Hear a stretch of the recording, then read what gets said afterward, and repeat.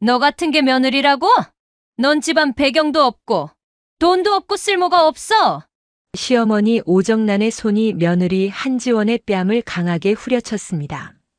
충격에 비틀거리는 지원 앞에서 남편 강태호는 말리기는커녕 불륜녀 윤아영의 손을 잡으며 미소를 지었죠. 친척들 앞에서 짐가방을 던지며 쫓겨난 지원.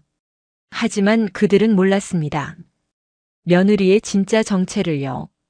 얼마 후 신문 일면에 실린 사진 한 장이 시댁 가족 전체를 공포에 떨게 만들었죠. 며느리를 때리고 쫓아낸 시댁 가족은 과연 어떤 대가를 치르게 될까요? 시청 전에 구독과 좋아요 꼭 부탁드립니다. 영상 제작에 큰 힘이 됩니다. 한지원은 오늘도 시댁 부엌에서 저녁 준비를 하고 있었습니다. 결혼 3년 차 시어머니 오정란의 까다로운 입맛을 맞추는 일은 여전히 쉽지 않았죠. 칼질을 하던 지원의 손이 멈췄습니다. 현관문이 열리는 소리가 들렸거든요. 어머님 다녀왔습니다. 지원이 앞치마를 두르고 현관으로 나갔습니다. 그런데 이게 웬일입니까? 시어머니 오정란 옆에는 낯선 여자가 서 있었어요. 30대 초반으로 보이는 그 여자는 명품 핸드백을 들고 있었고 목에는 값비싼 스카프를 두르고 있었습니다. 어머님, 이분은 누구세요? 지원이 조심스럽게 물었습니다. 오정란은 지원을 힐끗 쳐다보더니 여자에게 다정한 미소를 지었어요. 하영 씨, 이리 와요. 거실로 들어가서 앉아요. 오정란의 태도는 지원을 대할 때와는 완전히 달랐습니다. 지원은 가슴이 철렁 내려앉았죠. 이상한 예감이 들었거든요. 거실로 들어가자 남편 강태호가 소파에 앉아 있었습니다. 당신 일찍 왔네요. 저분은 누구예요? 지원이 남편에게 물었습니다. 태호는 지원을 똑바로 쳐다보지도 않고 대답했어요. 윤아영 씨야. 내 비즈니스 파트너. 비즈니스 파트너를 집으로 데려온다고요? 지원은 의아했지만 일단 참았습니다. 오정란이 소파에 앉으며 지원을 불렀어요. 며느리, 차 좀 내와요. 홍차로. 지원은 부엌으로 가서 찻잔을 준비했습니다. 손이 떨렸어요. 뭔가 잘못되고 있다는 느낌이 강하게 들었죠. 거실로 차를 들고 나가자 오정란과 윤아영이 친밀하게 대화를 나누고 있었습니다. 하영 씨 아버지가 건설사 사장이시라며? 규모가 어느 정도 되나요? 오정란이 관심 가득한 목소리로 물었습니다. 윤아영은 자랑스럽게 답했어요. 연 매출 300억 정도 됩니다. 지방에서는 꽤 알려진 회사죠. 300억이라니. 대단하네요.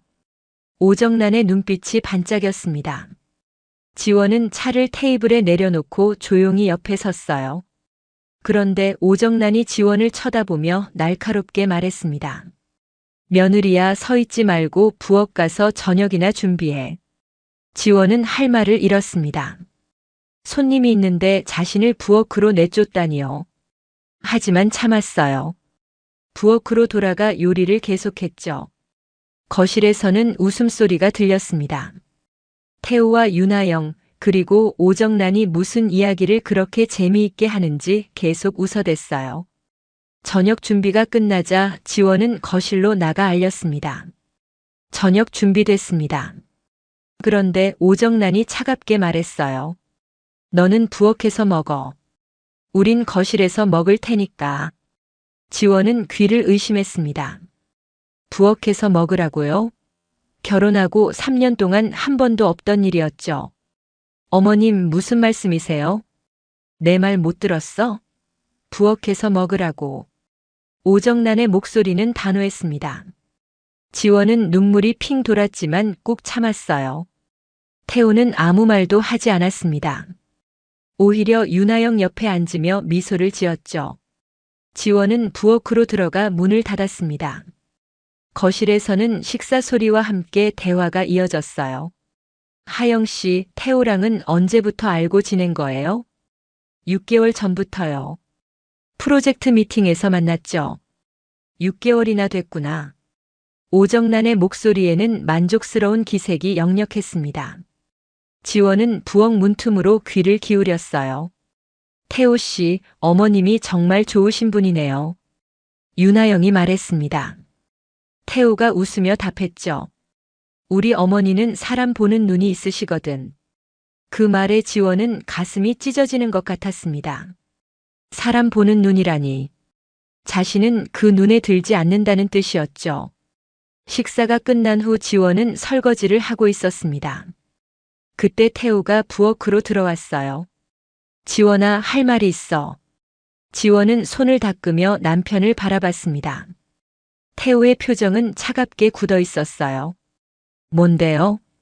솔직히 말할게. 난 하영 씨를 좋아해. 지원은 숨이 멎는 것 같았습니다. 남편이 대놓고 다른 여자를 좋아한다고 말하다니요. 당신 지금 무슨 소리 하는 거예요? 내 진심이야. 우리 결혼 생활 의미 없잖아.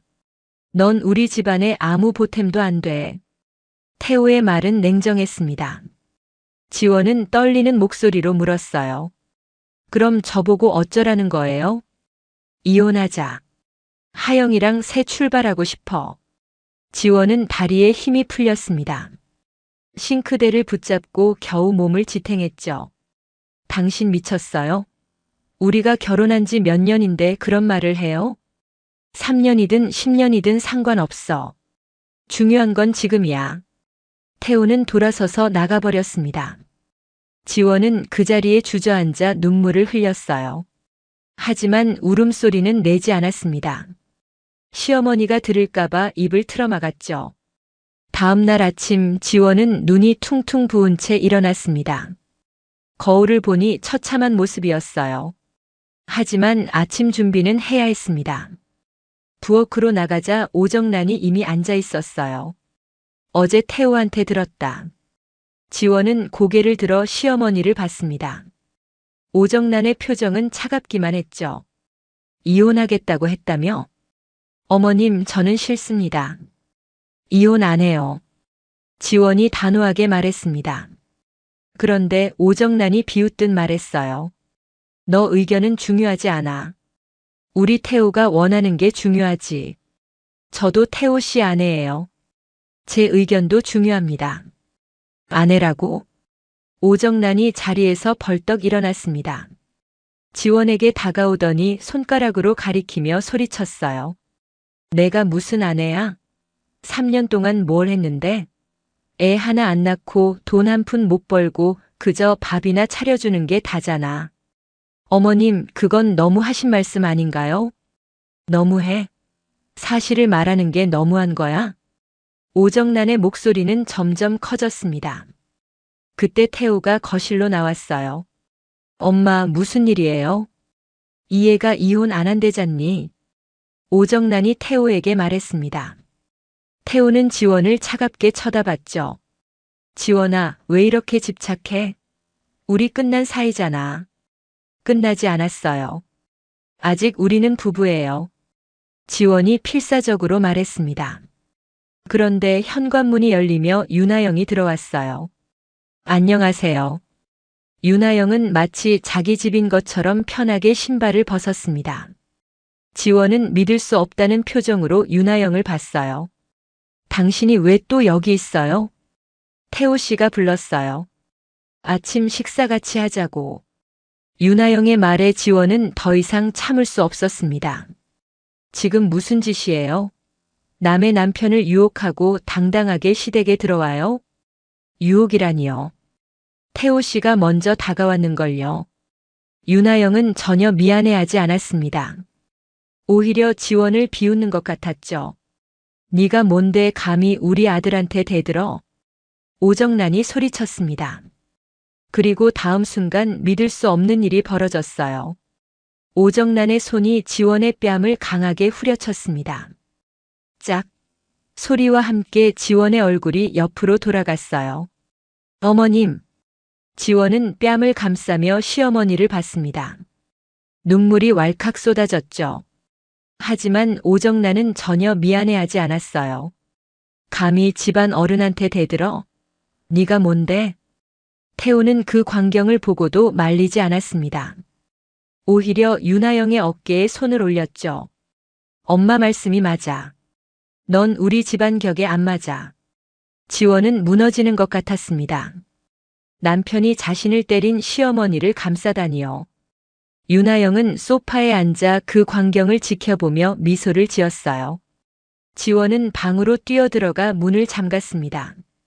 침대에 엎드려 펑펑 울었죠. 뺨은 아직도 따끔거렸어요. 하지만 더 아픈 건 마음이었습니다.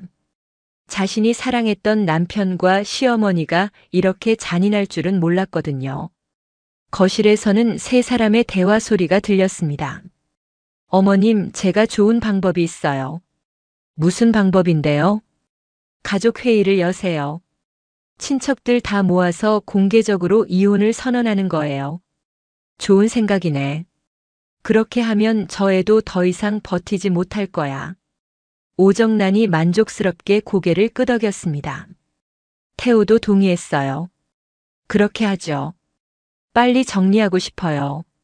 방 안에서 지원은 그 대화를 다 들었습니다. 가족 회의라니. 친척들 앞에서 망신을 주겠다는 거였죠. 지원은 이불을 꽉 움켜쥐었어요. 뺨의 통증은 계속되었고 마음의 상처는 더 깊어져만 갔습니다. 일주일 후 오정란은 대형 한정식집을 예약했습니다. 시댁의 모든 친척들을 불러 모은 거였죠. 지원은 어쩔 수 없이 따라가야 했어요. 식당에 도착하자 이미 많은 사람들이 모여 있었습니다. 오, 지원이 왔네. 시아주버니 강태식이 어색하게 웃으며 인사했습니다. 하지만 그의 눈빛은 차가웠어요. 지원은 고개를 숙이며 인사했죠. 안녕하세요. 친척들은 지원을 훑어보며 수군거렸습니다. 지원은 구석 자리에 앉았어요. 그런데 오정란이 윤아영을 데리고 들어왔습니다. 여러분, 이분은 윤아영 씨예요. 우리 태호가 아끼는 분이죠. 오정란의 소개에 친척들이 술렁거렸습니다. 윤아영은 당당하게 상석에 앉았어요. 지원의 자리가 아니라 태호 옆자리였죠. 하영 씨, 반갑습니다. 처음 뵙겠습니다. 시고모가 윤아영에게 친절하게 말했습니다. 윤아영은 공손하게 답했어요. 안녕하세요. 저는 윤아영입니다. 아버지가 사업하신다며? 네, 건설사를 운영하십니다. 윤아영의 답변에 친척들이 관심을 보였습니다. 오정란이 자랑스럽게 말했어요. 연 매출이 300억이나 된대요. 300억이라니. 시고모가 감탄했습니다. 시아주버니 강태식도 끼어들었어요. 그 정도면 대단한 규모인데요. 지원은 자리에 앉아 그 광경을 지켜봐야 했습니다. 자신은 투명인간 취급을 받고 윤아영은 환영받고 있었죠. 식사가 시작됐습니다. 하지만 지원에게는 아무도 말을 걸지 않았어요. 모두 윤아영에게만 관심이 집중됐습니다. 하영 씨, 결혼은 언제 할 생각이세요? 시고모가 물었습니다. 윤아영은 태호를 힐끗 보며 답했어요. 좋은 분 만나면 하고 싶죠. 그 말에 태호가 미소를 지었습니다. 지원은 젓가락을 놓고 싶었어요. 더 이상 참기 힘들었거든요. 식사가 중반쯤 됐을 때 오정란이 수저를 내려놓았습니다.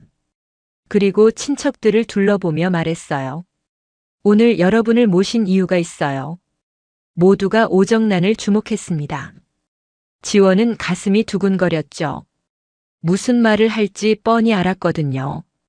우리 태호가 이혼하기로 했어요. 순간 식탁이 조용해졌습니다. 친척들은 지원을 쳐다봤어요. 지원은 고개를 숙인 채 아무 말도 할 수 없었습니다. 이혼이요? 갑자기 웬 이혼입니까? 며느리가 우리 집안에 맞지 않아요. 3년 동안 뭘 했나 싶어요. 시아주버니 강태식이 거들었습니다. 맞아요. 형수는 솔직히 우리한테 보탬이 안 됐잖아요. 그 말에 다른 친척들도 고개를 끄덕였어요. 지원은 눈물이 핑 돌았지만 참았습니다. 그런데 하영 씨는 다르죠. 집안 배경도 좋고 능력도 있고. 오정란이 윤아영을 칭찬했습니다. 윤하영은 겸손한 척하며 고개를 숙였어요. 과찬이십니다. 과찬이 아니에요. 우리 며느리로 딱이죠. 오정란의 말에 태호가 윤하영의 손을 잡았습니다. 그 광경을 본 지원은 더 이상 참을 수 없었어요. 어머님, 이건 너무하십니다. 지원이 떨리는 목소리로 말했습니다. 오정란이 날카롭게 쏘아붙였어요. 뭐가 너무해? 사실을 말하는 게. 저도 3년 동안 최선을 다했어요. 집안일도 하고 어머님 시중도 들고. 그건 당연히 며느리가 할 일 아니야. 오정란의 말에 친척들이 웃었습니다. 지원은 굴욕감을 느꼈죠. 태호야, 내 생각은 어때? 시고모가 태호에게 물었습니다. 태호는 지원을 쳐다보지도 않고 답했어요. 저도 이혼하고 싶어요. 하영 씨랑 새 출발하고 싶습니다. 지원은 남편의 말에 가슴이 찢어지는 것 같았습니다. 친척들 앞에서 이렇게 공개적으로 버림받다니요. 잘 생각했어. 하영 씨 같은 며느리를 맞이하는 게 집안에 좋아. 시아주버니가 말했습니다. 다른 친척들도 동의했어요. 지원 씨 현실을 받아들이는 게 좋겠어요. 시고모가 지원에게 말했습니다. 지원은 입술을 깨물었어요. 식사가 끝난 후 오정란이 지원을 따로 불렀습니다. 복도로 나가자 오정란은 가방을 꺼냈어요. 이거 가져가. 뭔데요? 네 짐이야. 다 챙겨놨다. 지원은 가방을 열어봤습니다. 자신의 옷가지와 개인 물품들이 들어있었죠. 믿을 수가 없었어요. 어머님, 이게 무슨 짓이에요? 무슨 짓이긴. 너는 이제 우리 집 사람 아니니까 나가야죠. 지금 당장 나가라고요? 당연하지. 오늘부터 하영 씨가 우리 집에 들어올 거야. 오정란은 전혀 미안해하지 않았습니다. 오히려 당연하다는 듯이 말했죠. 위자료는요? 위자료? 오정란이 코웃음을 쳤습니다. 너가 우리한테 뭘 해준 게 있다고 위자료를 바래? 당신 같은 사람한테 줄 돈 없어. 지원은 손이 떨렸습니다. 봉투를 떨어뜨릴 뻔했죠. 당장 나가. 택시비는 줄 테니까. 오정란이 10,000원짜리 지폐 몇 장을 지원에게 던졌습니다. 돈이 바닥에 떨어졌어요. 지원은 그 돈을 보며 눈물을 흘렸습니다. 식당을 나온 지원은 멍한 상태로 길을 걸었습니다. 봉투를 들고 어디로 가야 할지 몰랐어요. 핸드폰을 꺼내 친구에게 전화를 걸었습니다. 여보세요, 유진아? 지원아, 무슨 일이야? 목소리가 왜 그래? 나 지금 갈 곳이 없어. 잠깐 재워줄 수 있어? 뭐? 무슨 일인데? 말하기 힘들어. 일단 갈게. 지원은 친구 집 주소를 물어보고 택시를 탔습니다. 차 안에서 계속 눈물이 흘렀죠. 기사님이 백미러로 지원을 보며 물었어요. 손님 괜찮으세요? 네, 괜찮아요. 지원은 거짓말을 했습니다. 괜찮을 리가 없었죠. 인생이 무너지고 있었으니까요. 친구 집에 도착했습니다. 유진이 문을 열어줬어요. 지원아, 대체 무슨 일이야? 유진은 지원의 부은 눈을 보고 깜짝 놀랐습니다. 지원은 유진의 품에 안겨 울음을 터뜨렸어요. 시댁에서 쫓겨났어. 뭐라고? 유진은 믿을 수 없다는 표정이었습니다. 지원은 오늘 있었던 일을 하나하나 이야기했어요. 유진은 분노하며 말했습니다. 그게 무슨 개 같은 집안이야?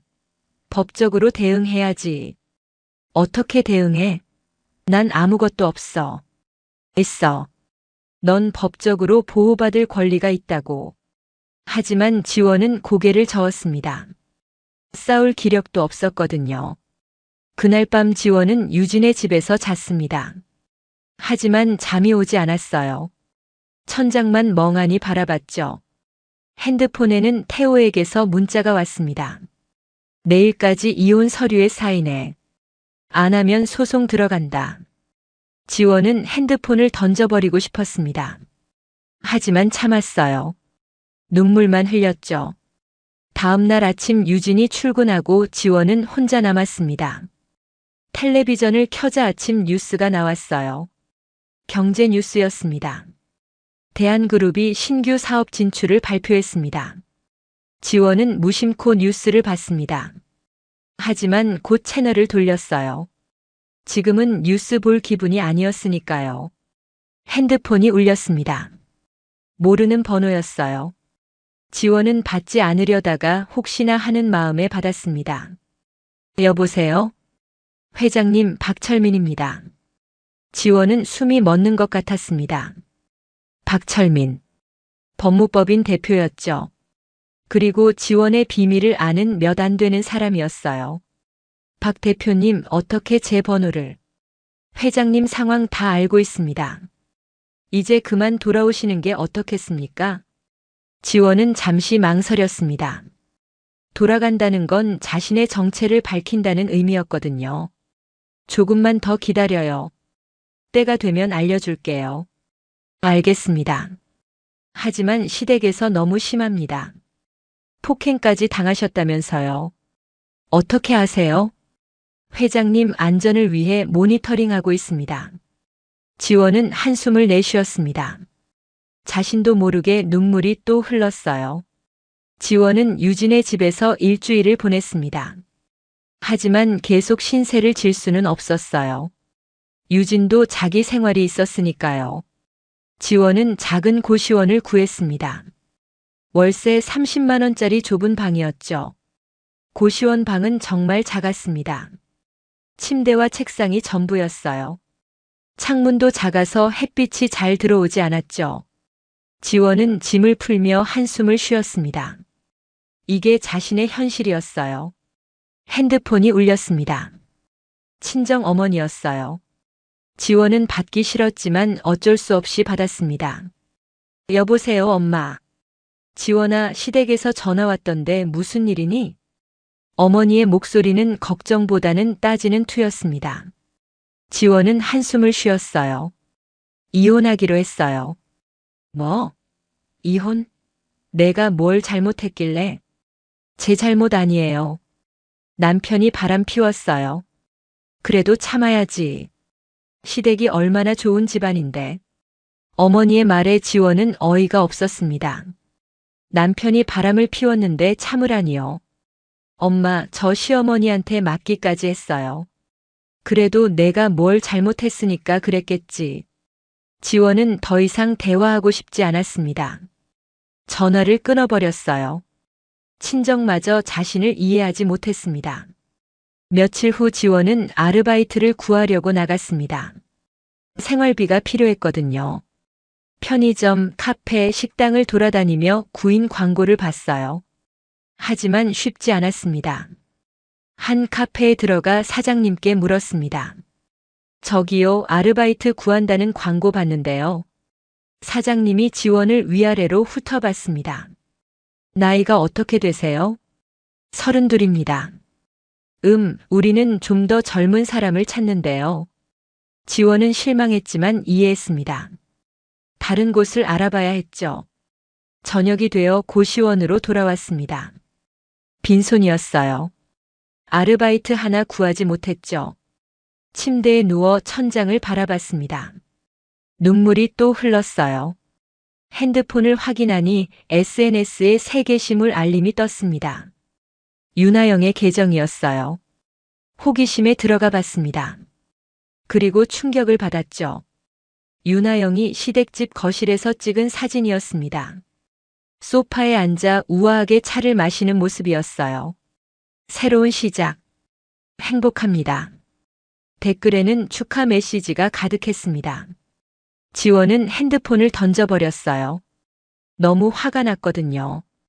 자신이 쫓겨난 집에서 윤하영이 당당히 안주인 행세를 하고 있었습니다. 지원은 베개를 끌어안고 울었습니다.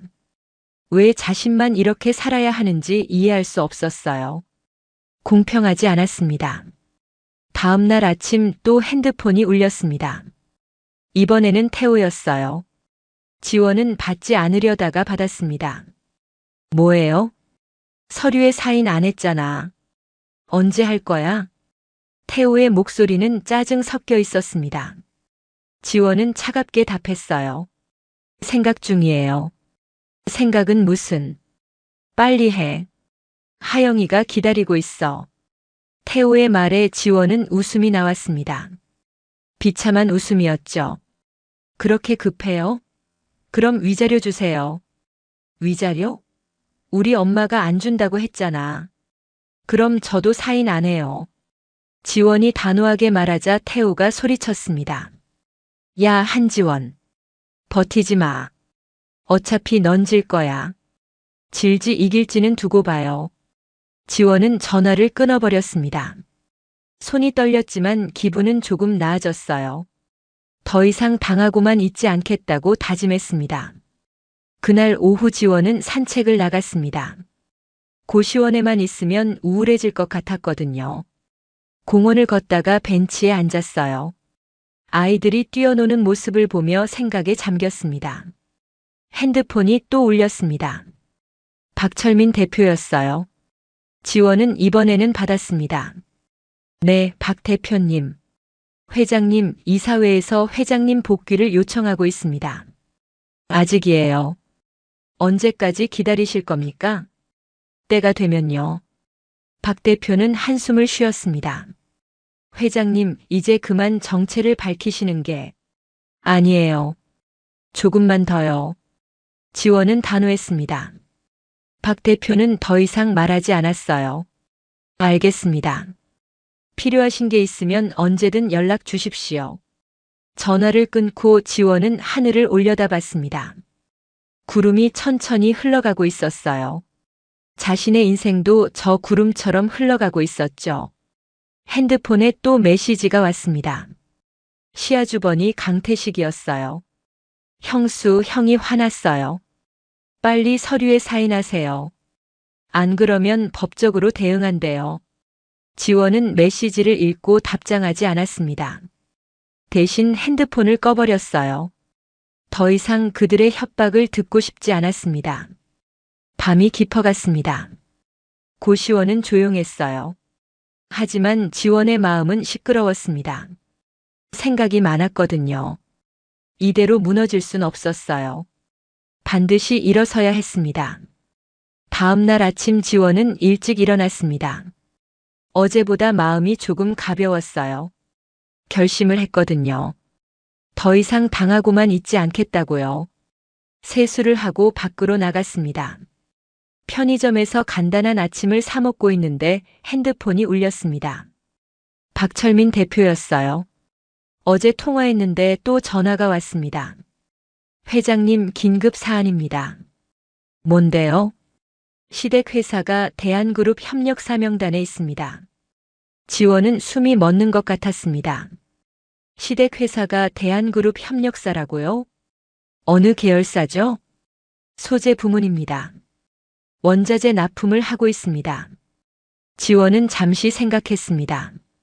그렇다면 자신에게 카드가 있다는 뜻이었죠.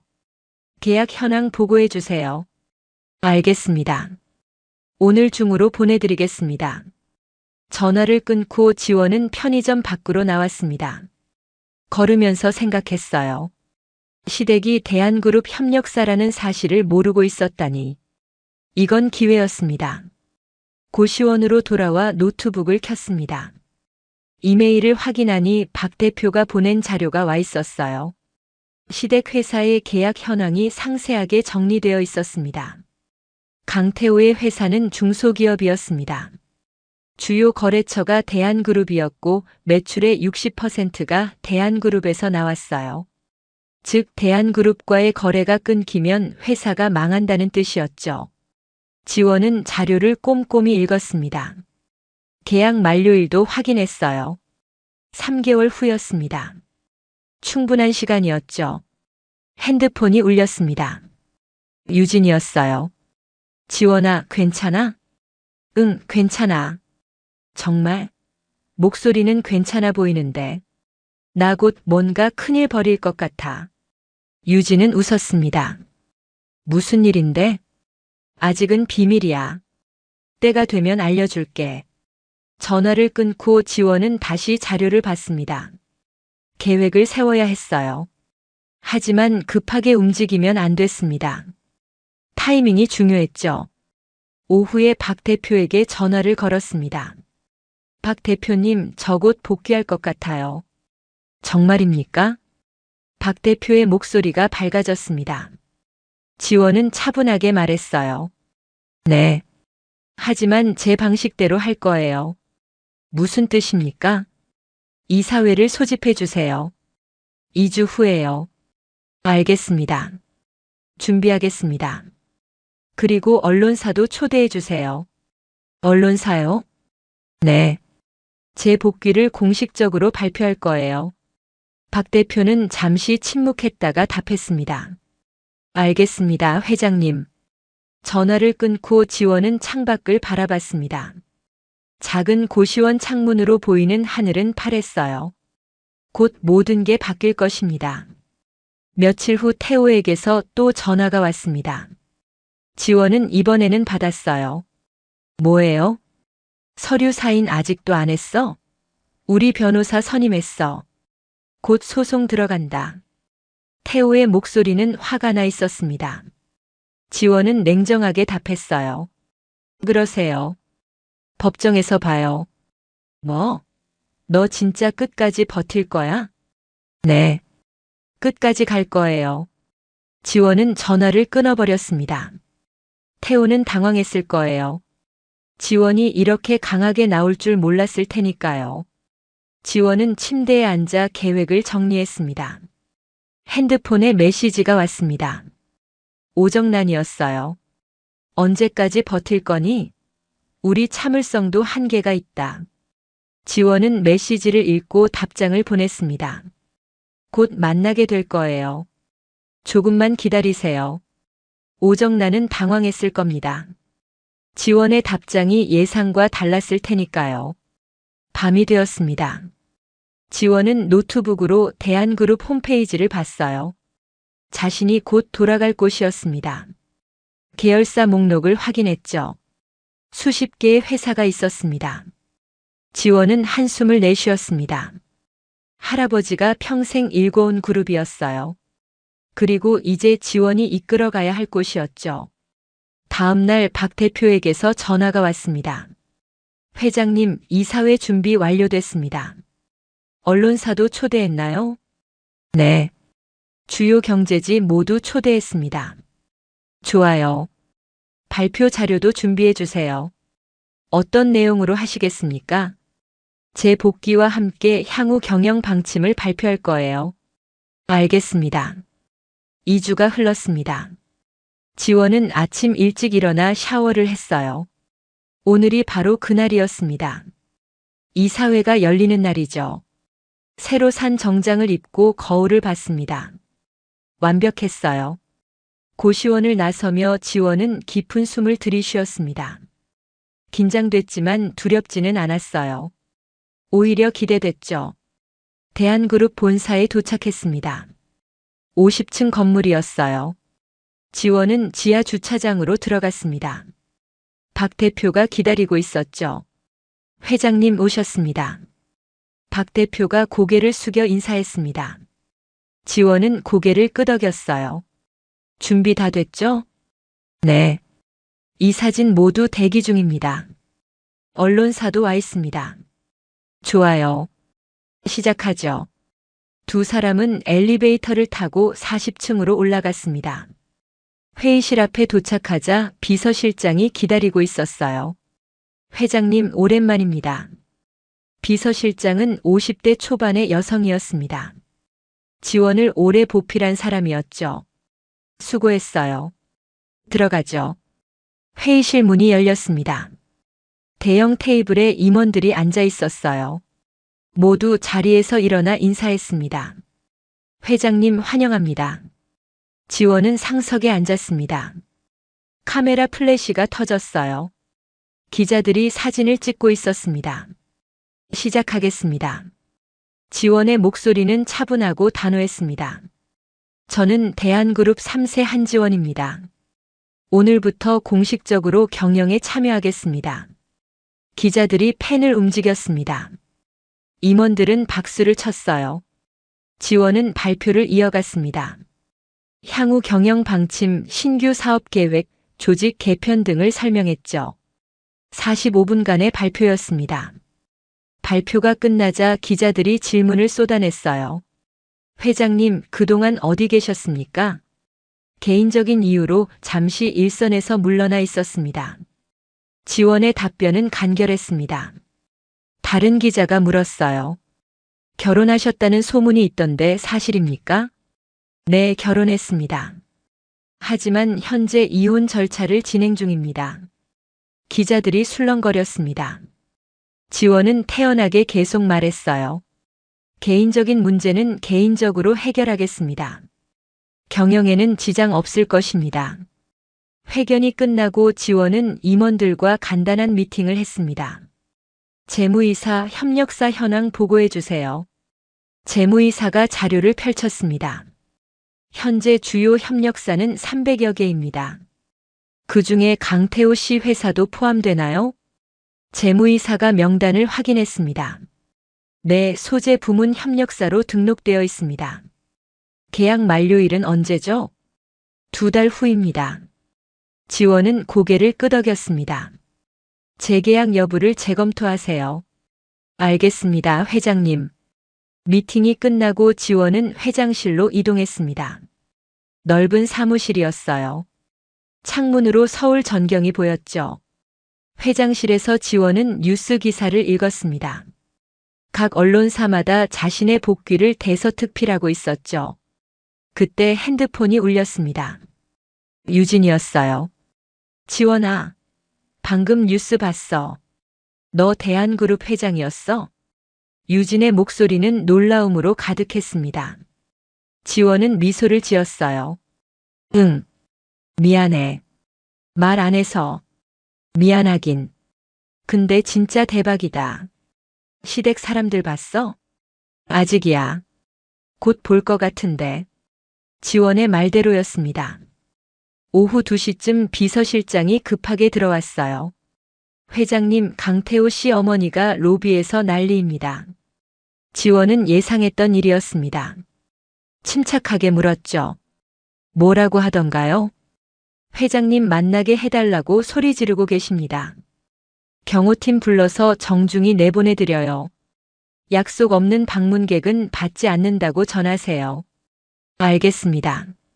비서실장이 나가고 지원은 창밖을 바라봤습니다. 저 아래 로비에서 오정란이 난리를 치고 있을 거예요.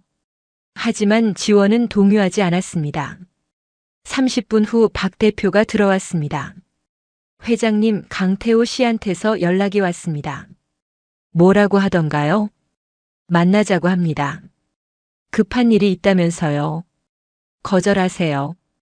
개인적으로 만날 일 없습니다. 박 대표는 고개를 끄덕였습니다. 그리고 법률팀 준비시켜 주세요. 이혼 소송 본격적으로 진행할 겁니다. 알겠습니다. 폭행건도 고소하시겠습니까? 당연하죠. 증거 다 확보되어 있죠? 네. CCTV 영상과 의료 기록 모두 있습니다. 좋아요. 진행하세요. 지원의 목소리는 단호했습니다. 더 이상 물러서지 않을 거예요. 저녁 무렵 지원은 회의를 마치고 회장실로 돌아왔습니다. 비서실장이 차를 가져다 줬어요. 회장님 수고하셨습니다. 고마워요. 내일 일정은 어떻게 되죠? 오전에 계열사 사장단 회의 있고 오후에는 투자자 미팅 있습니다. 알겠습니다. 지원은 차를 마시며 서류를 검토했습니다. 그런데 핸드폰이 또 울렸어요. 이번에는 강태식이었습니다. 여보세요. 형수님, 아니 회장님. 저 태식입니다. 강태식의 목소리는 떨리고 있었습니다. 지원은 냉정하게 답했어요. 무슨 일이세요? 그게 어머니가 너무 충격받으셔서요. 병원에 계십니다. 그래서요? 회장님, 제발 한 번만 봐주세요. 우리가 잘못했습니다. 강태식은 애원하고 있었습니다. 하지만 지원은 마음이 움직이지 않았어요. 잘못하신 건 맞죠. 하지만 이미 늦었어요. 회장님, 우리 회사 어떻게 되는 겁니까? 대한그룹이랑 계약이 재검토 중입니다. 결과는 곧 통보될 겁니다. 지원은 전화를 끊어버렸습니다. 더 이상 들어줄 말이 없었거든요. 밤 9시에 지원은 퇴근했습니다. 하지만 고시원으로 가지 않았어요. 회사 근처 호텔을 예약했습니다. 이제 고시원에서 살 필요가 없었죠. 호텔 스위트룸은 넓고 쾌적했습니다. 지원은 샤워를 하고 침대에 누웠어요. 긴 하루였지만 뿌듯했습니다. 핸드폰을 확인하니 태호에게서 문자가 와 있었습니다. 지원아, 우리 만나서 얘기하자. 제발. 지원은 답장하지 않았습니다. 대신 핸드폰을 내려놓고 눈을 감았어요. 편안한 잠이 찾아왔습니다. 다음 날 아침 뉴스는 지원의 이야기로 가득했습니다. TV를 켜니 경제 뉴스에서 다루고 있었어요. 지원은 TV를 끄고 출근 준비를 했어요. 회사에 도착하자 직원들이 복도에 줄지어 서 있었습니다. 회장님 환영합니다. 모두가 박수를 쳤습니다. 지원은 미소를 지으며 고개를 숙였어요. 감사합니다. 다들 수고 많으셨습니다.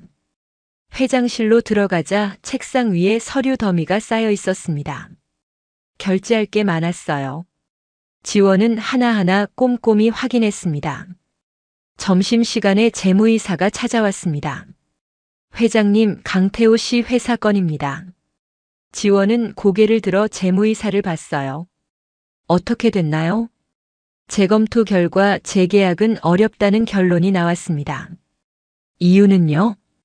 품질 관리 미흡과 납품 지연 이력이 있습니다. 재무이사의 설명은 객관적이었습니다. 지원은 고개를 끄덕였어요. 그럼 계약 종료 통보하세요. 알겠습니다. 재무이사가 나가고 지원은 의자에 기대 앉았습니다. 시댁 회사가 망하게 될 거예요. 하지만 지원의 잘못이 아니었습니다. 객관적인 평가 결과였으니까요. 오후에 박 대표가 들어왔습니다. 회장님, 법원에서 연락 왔습니다. 뭐라고 하던가요? 이혼 소송 첫 기일이 다음 주로 잡혔습니다. 알겠습니다. 준비 철저히 해주세요. 네. 그리고 오정란 씨 폭행건도 접수했습니다. 빠르네요. 검찰에서 관심 있게 보고 있다고 합니다. 지원은 만족스러웠습니다. 모든 게 계획대로 진행되고 있었죠. 저녁에 지원은 임원들과 저녁 식사를 했습니다. 고급 레스토랑이었어요. 회장님 정말 대단하십니다.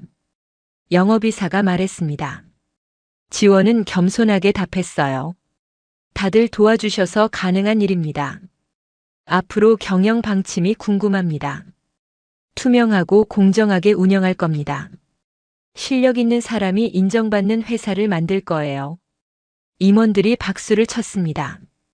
지원은 진심으로 말하고 있었어요. 식사가 끝나고 호텔로 돌아왔습니다. 방에 들어서자마자 핸드폰이 울렸어요. 윤하영이었습니다. 여보세요. 회장님, 저 윤하영입니다. 윤하영의 목소리는 떨리고 있었습니다. 지원은 차갑게 물었어요. 무슨 일이세요? 죄송합니다. 제가 잘못했어요. 몰랐어요. 회장님인 줄. 몰랐다는 게 변명이 되나요? 지원의 목소리는 냉정했습니다. 윤하영은 울먹이며 말했어요. 제발 용서해 주세요. 다시는 안 그럴게요. 용서요? 이미 늦었어요. 지원은 전화를 끊어버렸습니다. 더 이상 들어줄 가치가 없었죠. 월요일 아침 강태호는 회사 사무실에서 서류를 검토하고 있었습니다. 그런데 비서가 급하게 들어왔어요. 사장님, 대한그룹에서 공문이 왔습니다. 태호는 서류를 받아들었습니다. 읽는 순간 얼굴이 하얗게 질렸어요. 계약 종료 통보서였습니다. 이게 무슨 소리야? 대한그룹과의 계약이 종료된다는 내용입니다. 태호는 책상을 쾅 내리쳤습니다. 매출의 60%가 날아가는 거였죠. 당장 대한그룹에 연락해. 이미 했는데 받지 않으십니다. 태우는 핸드폰을 꺼내 지원에게 전화를 걸었습니다. 하지만 연결되지 않았어요. 차단당한 거였습니다. 제기랄. 태우는 사무실을 나가 차에 올랐습니다. 대한그룹 본사로 향했죠. 본사 로비에 도착한 태우는 안내 데스크로 갔습니다. 한지원 회장 만나러 왔습니다. 직원이 컴퓨터를 확인하더니 정중하게 말했어요. 예약이 없으신데요. 난 회장 남편이야. 아니, 전 남편이라고. 그래도 예약 없이는 안 됩니다. 태우는 화가 났습니다. 소리를 질렀어요. 당장 지원이 불러. 내가 누군지 알아? 보안 요원들이 다가왔습니다. 태우를 에워쌌죠. 손님 조용히 하시죠. 비켜. 내가 왜 이래야 돼? 태우는 반항했지만 소용없었습니다. 보안 요원들이 그를 밖으로 데리고 나갔어요. 로비 한쪽에서 지원이 그 광경을 지켜보고 있었습니다. 비서실장이 옆에 서 있었죠. 회장님 괜찮으세요? 괜찮아요. 예상했던 일이니까요. 지원은 엘리베이터를 타고 회장실로 올라갔습니다. 한편 오정란은 집에서 TV 뉴스를 보고 있었습니다. 며느리가 대한그룹 회장이라는 사실이 계속 보도되고 있었어요. 전화벨이 울렸습니다. 태우였어요. 엄마, 큰일 났어요. 무슨 일인데? 대한그룹이 우리랑 계약 끊는데요. 오정란은 숨이 막히는 것 같았습니다. 소파에 주저앉았죠. 그럼 우리 회사는 어떻게 되는데? 망하죠. 매출의 대부분이 대한그룹에서 나왔는데 오정란은 핸드폰을 떨어뜨릴 뻔했습니다. 믿을 수가 없었어요. 다음 날 은행에서 연락이 왔습니다. 대출 연장이 거절됐다는 내용이었죠. 태우는 은행을 찾아갔습니다. 왜 갑자기 대출 연장이 안 됩니까? 대출 심사 결과 회사 재무 상태가 좋지 않습니다. 대한그룹이랑 거래하는 회사인데요. 그게 종료된다는 소식 들었습니다. 태우는 할 말이 없었습니다. 은행도 이미 알고 있었던 거예요. 회사로 돌아온 태우는 직원들을 모았습니다. 여러분, 솔직히 말씀드리겠습니다. 우리 회사 상황이 좋지 않습니다. 직원들이 술렁거렸습니다. 태우는 계속 말했어요. 대한그룹과의 계약이 종료됐습니다. 급여 지급도 어려울 것 같습니다. 사장님, 우리 어떻게 되는 겁니까? 한 직원이 소리쳤습니다. 태우는 대답할 수 없었어요. 그날 저녁 태우는 집으로 돌아왔습니다. 오정란이 거실에 앉아 있었어요. 윤하영도 함께였습니다. 어떻게 됐니? 오정란이 물었습니다. 태우는 고개를 저었죠. 안 돼요. 은행도 안 도와주고 거래처들도 다 끊겠대요. 윤하영이 입을 열었습니다. 저희 아버지한테 부탁해 볼까요? 오정란의 얼굴이 밝아졌어요. 그래, 좋은 생각이야. 하영 씨 아버지 건설사 크잖아. 윤하영은 전화를 걸었습니다. 하지만 통화 중에 표정이 어두워졌어요. 아빠, 그게... 네. 알았어요. 전화를 끊은 윤하영의 얼굴은 창백했습니다. 뭐래? 태우가 물었습니다. 윤하영은 고개를 숙였어요. 우리 회사도 대한그룹 프로젝트에서 퇴출됐대요. 아빠가 지금 너무 화나서 도와줄 수 없다고 하세요. 순간 거실이 조용해졌습니다. 오정란은 윤하영을 노려봤어요. 이게 다 당신 때문이야. 저 때문이요? 당신이 태우를 유혹해서 이렇게 됐잖아. 오정란의 말에 윤하영은 억울했습니다. 저만 잘못한 게 아니잖아요. 태우 씨도. 시끄러워. 오정란이 소리를 질렀습니다. 태우는 머리를 싸맸어요. 이거 어떡하지? 회사가 망하면 우리 다 거리로 나앉는 거야. 며칠 후 채권자들이 찾아왔습니다. 돈을 갚으라는 거였죠. 태우는 숨어 지냈습니다. 집에도 제대로 못 들어갔어요. 오정란은 혼자 집에 남았습니다. 윤하영은 이미 떠나버렸죠. 태호가 망하니까 필요 없었던 거예요. 오정란은 거울을 봤습니다. 머리카락은 헝클어져 있었고 얼굴은 초췌했어요. 어떻게 이렇게 됐지? 오정란은 스스로에게 물었습니다. 며느리를 무시하고 때린 게 잘못이었을까요? 하지만 누가 알았겠어요. 그 며느리가 대한그룹 회장인 줄. 핸드폰이 울렸습니다. 시동생 강태식이었어요. 형님, 저 좀 도와주세요. 무슨 일인데? 제 회사도 영향받았어요. 거래처가 다 끊겼어요. 나도 어떻게 할 수가 없어. 오정란은 전화를 끊어버렸습니다. 자기 일도 힘든데 동생까지 챙길 여유가 없었죠. 저녁이 되자 태호가 몰래 집에 들어왔습니다. 엄마, 배고파요. 부엌에 뭐 있으면 먹어. 태호는 냉장고를 열었습니다. 텅 비어 있었어요. 오정란이 장을 볼 돈이 없었던 거죠. 엄마, 냉장고에 아무것도 없어요. 돈이 없어서 못 샀어. 태호는 라면 하나를 찾아 끓였습니다. 어머니와 나눠 먹었죠. 엄마, 미안해요. 제가 잘못 판단했어요. 이제 와서 미안하면 뭐해? 오정란은 눈물을 흘렸습니다. 태호도 울었어요. 다음 날 오정란은 결심했습니다. 며느리에게 직접 찾아가기로요. 대한그룹 본사 로비에 도착했습니다. 안내 데스크로 갔죠. 한지원 회장님 만나러 왔습니다. 예약이 있으십니까? 아니요. 하지만 꼭 만나야 해요. 전 시어머니예요. 직원은 난처한 표정을 지었습니다. 죄송하지만 예약 없이는. 제발요. 5분만이라도요. 오정란은 애원했습니다. 하지만 소용없었어요.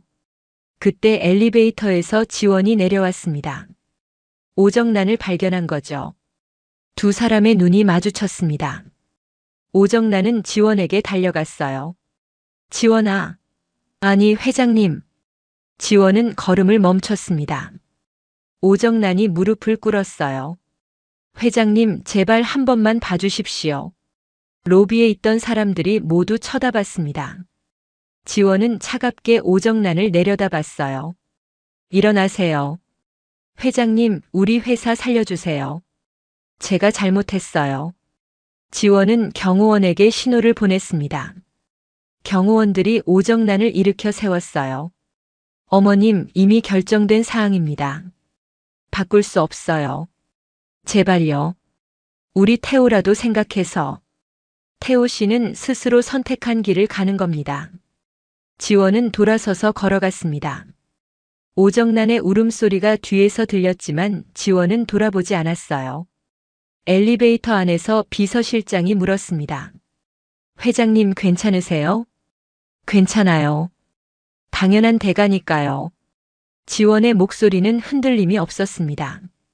2주 후 법원에서 이혼 소송 첫 기일이 열렸습니다. 지원은 검은색 정장을 입고 법정에 들어섰어요. 박 대표와 변호사 2명이 함께였습니다. 반대편에는 태호가 앉아 있었습니다. 변호사 1명과 함께였죠.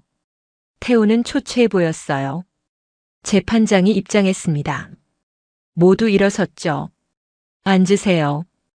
이혼 청구 사건을 시작하겠습니다. 지원의 변호사가 일어섰습니다. 재판장님, 원고는 피고의 불륜과 시댁의 폭행으로 인해 이혼을 청구합니다. 태호의 변호사가 반박했어요. 재판장님, 피고는 불륜을 부인합니다. 지원의 변호사가 서류를 제출했습니다. 여기 피고와 윤하영 씨의 문자 메시지 기록이 있습니다. 또한 목격자 진술서도 제출합니다. 재판장이 서류를 검토했습니다. 태호는 고개를 숙였어요. 그리고 시어머니 오정란의 폭행건도 있습니다. 지원의 변호사가 태블릿을 꺼냈습니다. 이것은 폭행 당일의 CCTV 영상입니다. 영상이 재생됐습니다. 오정란이 지원의 뺨을 때리는 장면이 선명하게 나왔어요. 법정이 조용해졌습니다. 태호는 영상을 보며 얼굴이 일그러졌습니다. 자기 어머니의 잘못이 명백했으니까요. 재판장이 말했습니다. 이 영상은 증거로 채택하겠습니다. 재판장님, 태호의 변호사가 일어섰지만 소용없었어요. 또한 원고는 폭행 당시 병원 진료 기록도 있습니다. 지원의 변호사가 진단서를 제출했습니다. 뺨의 멍과 심리적 충격이 기록되어 있었죠. 재판은 1시간 동안 진행됐습니다. 휴정 전에 재판장이 말했어요. 다음 기일은 한 달 후입니다. 양측 충분히 준비해 오시기 바랍니다. 법정을 나서는데 태호가 지원을 불렀습니다. 지원아, 잠깐만. 지원은 걸음을 멈췄습니다. 돌아보지는 않았어요. 미안해. 정말 잘못했어. 태호의 목소리는 떨리고 있었습니다. 지원은 차갑게 답했어요. 미안하다고 다 되는 건 아니에요. 알아. 그래도 한 번만 용서해줘. 용서요? 지원이 드디어 태호를 돌아봤습니다. 눈빛은 차갑기만 했죠. 기회는 한 번뿐이었어요. 제가 사람일 때 잘하셨어야죠. 지원은 돌아서서 떠났습니다. 태호는 그 자리에 멍하니 서 있었어요. 며칠 후 검찰에서 오정란을 소환했습니다. 폭행 혐의 조사였죠. 오정란은 검찰청에 출석했습니다. 초췌한 모습이었어요. 피의자 며느리 한지원 씨를 폭행한 사실이 있습니까? 검사가 물었습니다. 오정란은 고개를 숙였어요. 했습니다. 왜 폭행했습니까? 화가 나서요. 며느리가 말을 안 들어서. 그게 폭행의 이유가 됩니까? 오정란은 대답하지 못했습니다. 검사는 계속 질문했어요. 피해자가 대한그룹 회장인 걸 알고 있었습니까? 몰랐습니다. 알았으면 안 때렸겠습니까? 오정란은 또 대답하지 못했습니다. 검사는 한숨을 쉬었어요. 피의자의 신분과 관계없이 폭행은 범죄입니다. 조사가 끝나고 오정란은 집으로 돌아왔습니다. 태호가 기다리고 있었어요. 엄마, 어떻게 됐어요? 기소될 것 같아. 오정란의 목소리는 풀이 죽어 있었습니다. 태호는 머리를 싸맸어요. 한 달 후 두 번째 재판이 열렸습니다. 이번에는 오정란도 출석했어요. 폭행건과 이혼건을 함께 다루기로 한 거였습니다. 재판장이 판결을 선고했습니다. 피고 강태호와 원고 한지원의 이혼을 허가합니다. 태호는 고개를 떨구었습니다. 재산 분할은 원고의 재산이 혼인 전 재산임을 감안하여 분할하지 않습니다. 태호의 변호사가 이의를 제기하려 했지만 소용없었어요. 위자료는 피고가 원고에게 3억 원을 지급하도록 명합니다. 3억이요? 태호가 소리쳤습니다. 하지만 재판장은 계속 말했어요. 피고의 불륜과 피고 모친의 폭행을 고려한 금액입니다. 재판장님, 그 돈이 어디 있습니까? 지급하지 않으면 강제 집행합니다. 태호는 절망했습니다. 회사도 망했는데 3억을 어디서 구한단 말입니까? 그리고 피고인 오정란은 폭행죄로 벌금 500만 원에 처합니다. 오정란은 눈물을 흘렸습니다. 또한 피해자에 대한 접근 금지 명령을 내립니다. 100m 이내 접근 시 처벌받습니다. 재판이 끝났습니다. 지원은 법정을 나서며 홀가분했어요. 복도에서 태호와 오정란이 무릎을 꿇었습니다. 회장님, 제발 용서해 주세요. 오정란이 소리쳤습니다. 하지만 지원은 멈추지 않았어요. 경호원들이 두 사람을 막았죠. 회장님, 제발. 태호의 목소리가 복도에 울려 퍼졌습니다. 하지만 지원은 돌아보지 않았어요. 건물 밖으로 나온 지원은 깊은 숨을 들이쉬었습니다. 박 대표가 옆에 있었어요. 회장님, 수고하셨습니다. 고마워요. 이제 새 출발이네요. 그렇습니다. 축하드립니다. 두 사람은 차에 올랐습니다. 차가 출발하자 지원은 창밖을 바라봤어요. 맑은 하늘이 보였습니다. 한편 태호와 오정란은 집으로 돌아갔습니다. 집은 이미 압류 딱지가 붙어 있었어요. 엄마, 우리 이제 어떻게 돼요? 모르겠다. 정말 모르겠어. 두 사람은 텅 빈 거실에 주저앉았습니다. 모든 게 끝났어요.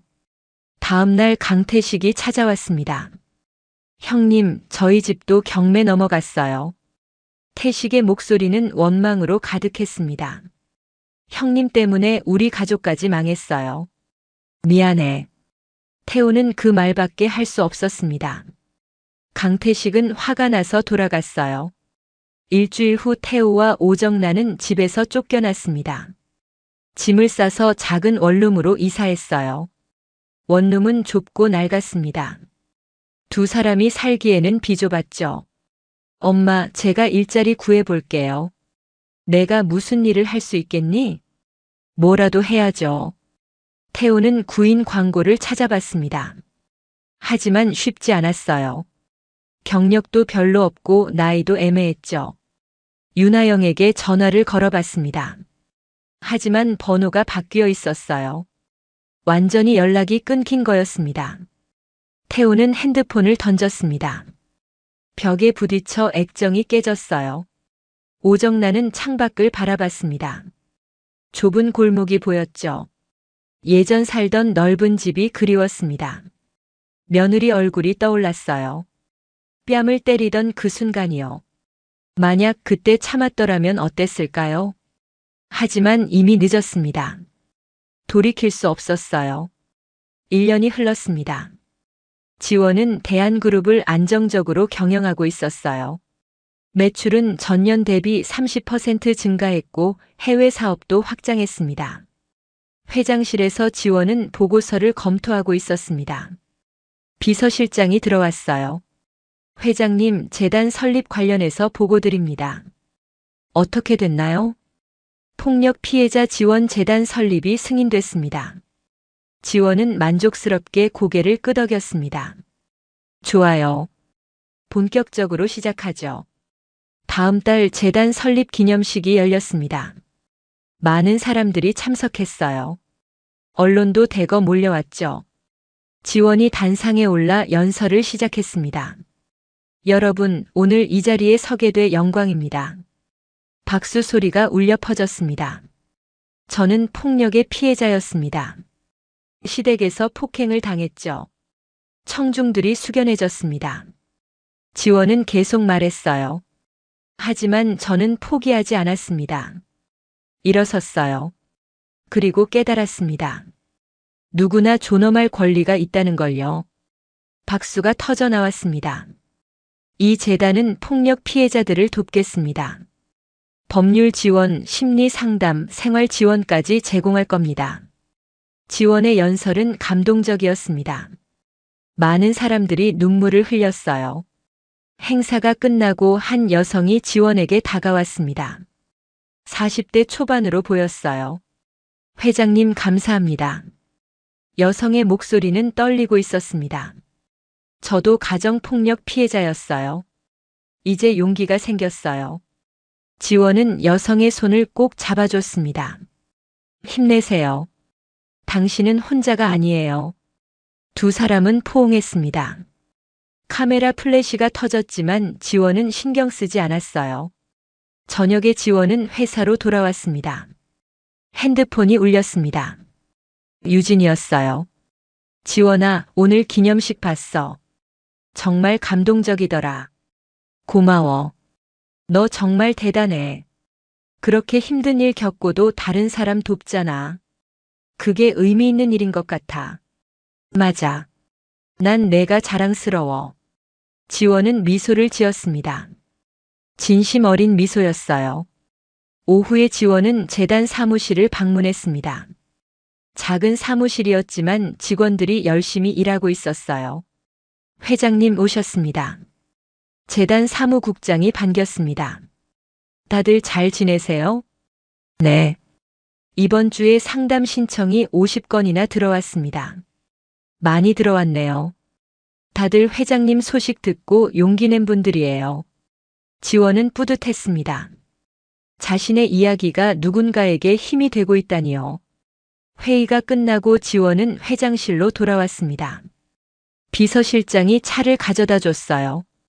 회장님 수고하셨습니다. 고마워요. 지원은 차를 마시며 생각에 잠겼습니다. 1년 전과 비교하면 많은 게 변했어요. 그때 비서실장이 조심스럽게 말했습니다. 회장님, 오정란 씨가 또 왔습니다. 또요? 네. 이번에는 편지를 가져왔습니다. 받아주세요. 비서실장이 봉투를 건넸습니다. 지원은 봉투를 열어 편지를 읽었어요. 회장님께. 저는 매일 후회하며 살고 있습니다. 제가 저지른 잘못을 용서받을 수 없다는 걸 압니다. 하지만 한 번만이라도 만나주실 수 없을까요? 손주라도 보고 싶습니다. 지원은 편지를 내려놓았습니다. 표정은 무덤덤했어요. 답장 쓰세요? 비서실장이 물었습니다. 지원은 고개를 저었어요. 아니요. 기회는 한 번뿐이었어요. 제가 며느리일 때 잘하셨어야죠. 알겠습니다. 지원은 편지를 서랍에 넣었습니다. 다시는 꺼내보지 않을 거예요. 회견이 끝나고 지원은 회사를 나섰습니다. 차에 올라 창밖을 바라봤어요. 운전기사가 물었습니다. 회장님, 어디로 모실까요? 집으로 가주세요. 차가 출발했습니다. 지원은 창밖 풍경을 보며 미소를 지었습니다. 집에 들어서자 고요함이 느껴졌습니다. 하지만 외롭지 않았어요. 자신과 함께 있는 게 편안했으니까요. 자신의 인생을 되찾았어요. 더 이상 누구의 며느리가 아니었습니다. 이제 시작이었습니다. 앞으로 더 많은 일을 할 거예요. 더 많은 사람을 도울 겁니다. 오늘 이야기가 좋으셨다면 구독과 좋아요, 알람 설정 잊지 마시고 소중한 댓글 하나가 큰 힘이 됩니다. 시청해 주셔서 진심으로 감사드립니다.